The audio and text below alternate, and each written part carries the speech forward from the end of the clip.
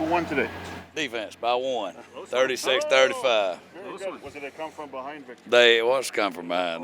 They were down by about 4 after Skelly, and then Skelly played more zone, and after that defensively they picked it up a little bit. But Chris, how much more tested can this team possibly get in the injury department? Well, it's been quite the adventure. I mean, we've got, I think, 13, 15 guys on 6 games, but it's just part of football. We've got to keep on.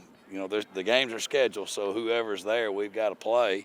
And again, our guys, both our coaches and our players have done a nice job of going out and competing. And again, we've got some good players over there, but it's pro football. We've got a next man up mentality. It looks challenging, given depending on where the injuries are, a couple happen in a game, and you're all of a sudden, scrambling like mad. Yeah, we had 4 the other night, in the first half that took guys, completely out of the game. And fortunately, again, we were able to at least be able to, line up, and that type of thing. Because on a small roster, it does make it tough.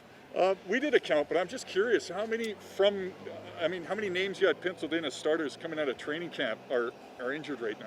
Well, I hadn't really done, the count on that, but we got some awful good players. You got Niles over there, and Duran, and Grimesy, and Daniel Ross, Resna. There's a lot of them. There's guys that have been really good football players that we were, banking on to be there. But again, the team that we do have, I feel utmost confidence that we can get there. I guess the only good news is as the season goes on, you're bound to start getting 1 or 2 trickling back. Yeah, we've got Duran and 4 or 5. They're both practicing right now, and they look really good. So it's just a matter of them getting back in some type of game shape. Chris, can I ask you your thoughts on the big changes going on in Montreal last week?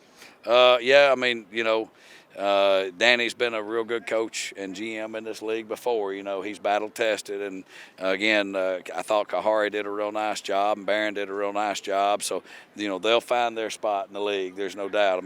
They won games, and they're good guys, and so their opportunities will be there for them in the future. And again, moving forward, Noel and Danny, they've been in this game a long time, so they'll do a nice job as well. That being said, they're going through a transitional stage. Is that any sort of benefit to facing a team like that, or does it make it more challenging? Well, they've got some familiarity, I think, with both guys. There's some familiarity there in the Montreal organization. So, again, I don't think it'll be quite the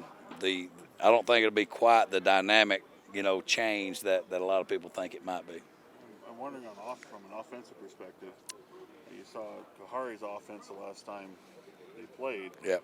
We're not sure if we're going to see Danny Machoch's offense, which hasn't been seen in this league for 15 years. Right. Or is AC going to run a variation of what he used to run? Yeah, I would think you'll get a little bit of both. There'll be a few plays that Danny used to run when he was a head coach, and things that they had great success with, and probably 2 back, 3 by 1 with corner routes and diagonals, like he used to. And then the same thing with AC. He's going to line up probably in 23 to try to determine man zone and have a man in his own side. So that's kind of, that's what he had success with.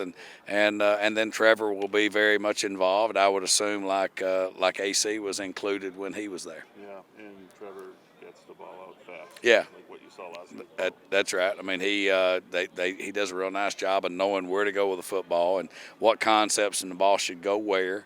And again, that's one of Trevor's biggest strengths, that and his competitiveness. I know you weren't involved in any decision made about Trevor Harris last year, but do you expect him to come in just to quite the fire in his belly playing his former team? Well, I'm sure that there's something in there, but you'd have to ask him. We just got to be prepared for whoever's there, because both of those quarterbacks that they have over there have been very successful in the league.